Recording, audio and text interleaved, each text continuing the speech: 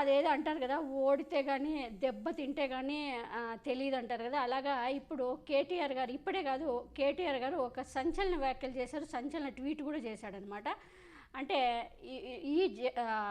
తెలంగాణ ఏర్పడిన తర్వాత ఎప్పుడు కూడా 10 ఏండ్లు దగ్గర దగ్గర 10 ఏండ్లు పాలించిన కేసీఆర్ గారు ఏ రోజు కూడా సోషల్ మీడియాను కానీ మీడియాను కానీ తర్వాత ఎలక్ట్రానిక్ మీడియాను కానీ ప్రింట్ మీడియాను కానీ ఏ రోజు కూడా పేపర్ని కానీ పట్టించుకోండి లేదనేది మనకి తెలుసు.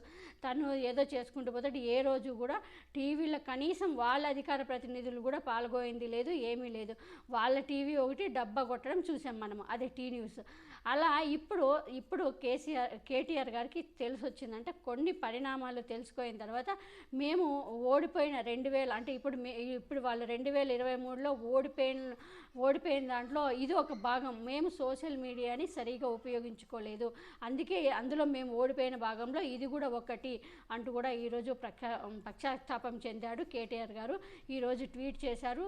అంటే మేము 32 మెడికల్ కాలేజీలు తెచ్చాము తెలంగాణలో, ఎంతో అభివృద్ధి చేశాము, ఎన్నో పథకాలు ఇచ్చాము, అయినా కూడా మేము ఎక్కడ గొప్పలు చెప్పుకోలేదు, మేము ప్రచారం చేసుకోలేదు, మాకు ఏ టీవీ సపోర్ట్ లేదు, మాకేమీ లేదు. కానీ ప్రతిపక్షాలకి టీవీలు పచ్చ మీడియాలు అన్నీ ఉన్నాయి. వాళ్ళు చేసే తప్పుడు ప్రచారాన్ని మేము తిప్పి కొట్టలేకపోయాం. మేము సరైన టైంలో పద్ధతిలో సరైన టైంలో మేము సోషల్ మీడియాని కానీ టీవీని కానీ పేపర్ని కానీ ఉపయోగించుకోలేకపోయామంటూ ఈరోజు కేటీఆర్ గారికి బుద్ధి వచ్చింది, జ్ఞానం వచ్చిందని అనుకోవాలి. ఇప్పుడు సోషల్ మీడియా విలువ తెలిసి వచ్చింది.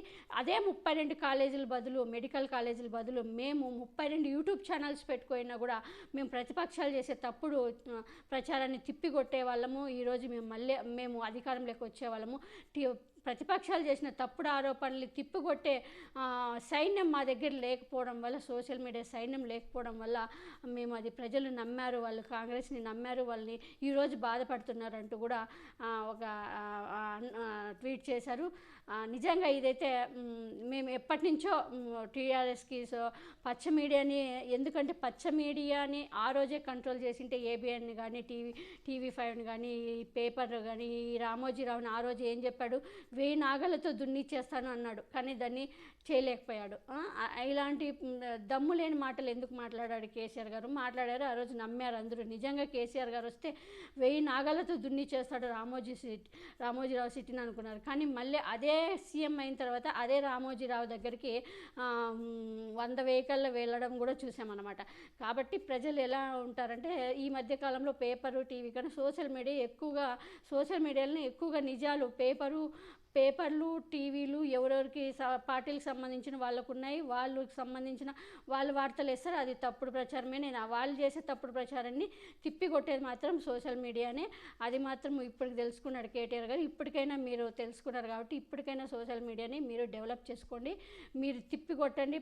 ఇప్పుడు వచ్చిన కాంగ్రెస్ వాళ్ళు చెప్పిన హామీలు ఎంతవరకు నెరవేరుస్తున్నారు, ఎంతవరకు ప్రజలకు అందుతున్నాయి అనేది మీరు ఇప్పటికైనా సోషల్ మీడియాని ఉపయోగించుకొని బలంగా ప్రజల్లోకి వెళ్ళి, మీరు ఆల్రెడీ వచ్చిన 10 రోజుల్లోనే కాంగ్రెస్ మీద చాలా వ్యతిరేకంగా ఉన్నారు ప్రజలు తెలంగాణలో అనే విషయం తెలుస్తుంది. మీరు దీన్ని ఉపయోగించుకుంటే మీకే మళ్ళీ పార్లమెంట్ ఎన్నికల్లో మీకే మంచి జరుగుతుంది అని ఇది మా సలహా అనుకుంటారో ఏమనుకుంటారో మీ ఇష్టం. ఇదైతే నిజం. సో ఇప్పటికైనా జ్ఞానోదయం అయింది కేటీఆర్ గారికి.